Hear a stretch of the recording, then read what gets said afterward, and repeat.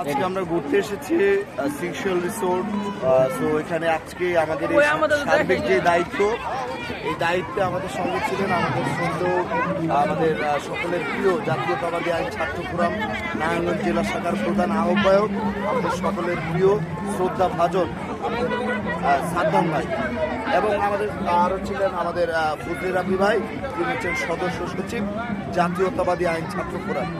উনাদের দুজনের নেতৃত্বে আজকের এই যে ট্যুর, প্রায় 2 শতাধিক মানুষ এখানে এসেছেন এবং প্রত্যেকেই দারুণভাবে উপভোগ করেছেন আজকের এই অনুষ্ঠানটি। তো উনাদের এই যে যোগ্য নেতৃত্ব সমন্বয় করে আজকে যে তারা যে একটা নেতৃত্ব দিয়ে আমাদেরকে এখানে আনলেন সুন্দরভাবে, তারপর এত মানুষের খাবারের আয়োজন, একটা সুষ্ঠু বিনোদন, সব কিছু মিলিয়ে বলবো যে তাদের যে নেতৃত্ব এটাই প্রকাশ করছে আগামী দিনে ফজলে রাব্বি ভাই এবং আমাদের সাদ্দাম ভাইয়ের নেতৃত্বে এই নারায়ণগঞ্জকে আমরা আরো সুন্দর করে সাজাতে পারবো ইনশাআল্লাহ। তো ভাইদের জন্য জোরে একটা তালি হয়ে যাক।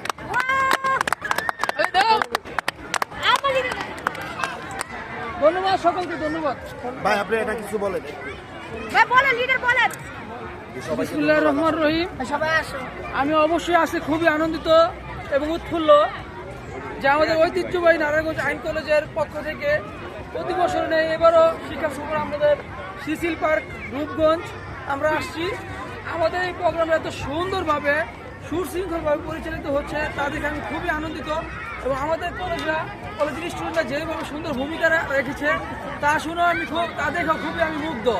এর মধ্যে সবচেয়ে বেশি আমি দেখলাম যে আমাদের রাশেদ মিয়াজি খুবই এই পুরা সময় পুরা পিকনিক শিক্ষা সফরকে সম্পূর্ণ করার জন্য অনেক পরিশ্রম করছে, অনেক শ্রম দিয়েছেন।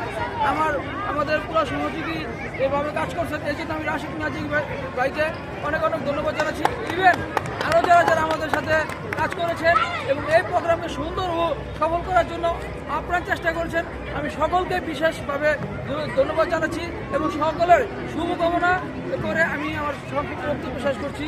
সবাইকে শুভেচ্ছা ও অভিনন্দন।